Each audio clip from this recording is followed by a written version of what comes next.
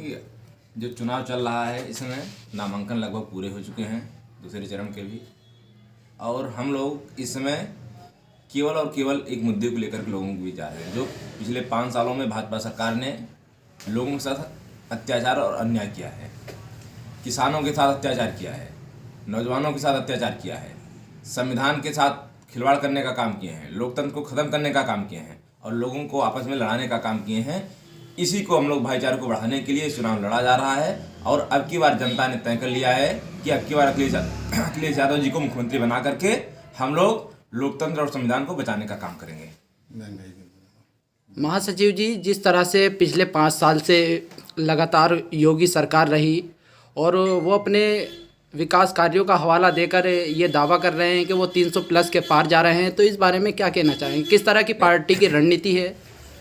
एक केवल और केवल पिछले 5 सालों में हिंदू और मुसलमान के नाम पर ही लोगों को मूर्ख बनाने का काम किए हैं। बाकी ऐसा कोई भी काम नहीं किए हैं जिसको विकास कार्य दिखा पाए। अखिलेश यादव जी के द्वारा किए गए कार्यों का केवल खीरा काटने का काम कर रहे हैं और जा करके उसका नाम बदलने का काम किए हैं। पिछले 5 सालों में इन्होंने ऐसा कोई भी काम नहीं किया है जिसका इन्होंने शिलान्यास भी किया हो और उसको उद्घाटन किया हो।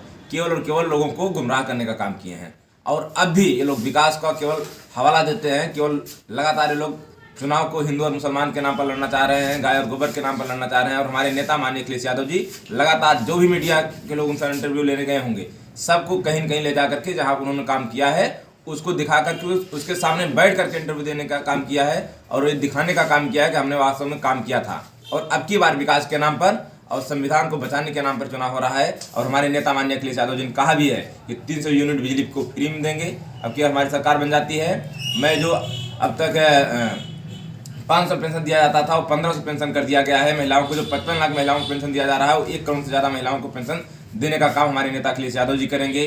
और 22 लाख रोजगार IT सेक्टर में देंगे और इसी ढंग से लगातार अलग अलग सेक्टरों में मिला करके वो करोड़ से ऊपर चला जाएगा जिसको लोग रोजगार देने का काम करेंगे। और उन्होंने कहा है कि 11 लाख सरकारी नौकरियाँ, जो 11 लाख सरकारी नौकरियाँ जो पद खाली है उसमें और देने का काम करेंगे। और भी बहुत सारी ऐसी 5 सालों में जहाँ भी रिक्तियाँ आएंगी वो सरकारी नौकरियों को भी देंगे और अन्य क्षेत्रों में भी ऐसा रोजगार बढ़ाने का काम करेंगे। जो बेरोजगार लोग चल रहे हैं उनको रोजगार मिलने का काम होगा। महासचिव जी, जैसे बिजनौर जिले की 8 विधानसभा सीटों का आपने दौरा किया है, किस तरह से देखते हैं? क्या पार्टी को बिजनौर जिले की 8 विधानसभा सीटों में कैसा रेस्पॉन्स मिलने वाला है? हम लोग अब की बार यहाँ पर हमारा समाजवादी और RLD का गठबंधन जो है 8 की 8 सीटें जीतने जा रहा है।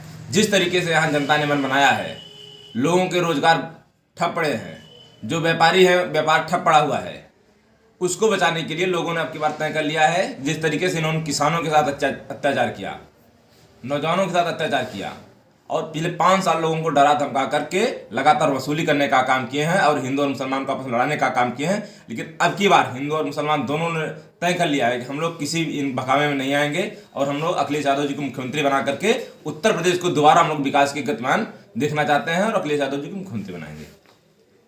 तो क्या ये सोचते हैं कि उत्तर प्रदेश में फिर सपा सरकार वापसी आ रही है?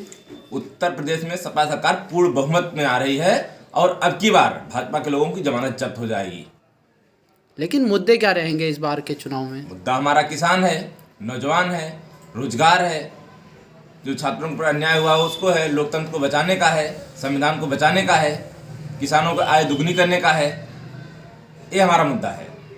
विकास की गति देने का मुद्दा है। हम लोगों को लगातार चाहे विश्वविद्यालय बनाने की बात रही हो, चाहे मेडिकल कॉलेज बनाने की बात रही हो, चाहे इंजीनियरिंग कॉलेज बनाने की बात रही हो, इन बातों को हमारे नेता माननीय अखिलेश यादव जी हमेशा काम किए हैं और आगे भी इंफ्रास्ट्रक्चर को सुदृढ़ करके उत्तर प्रदेश को आगे ले जाने का काम करेंगे।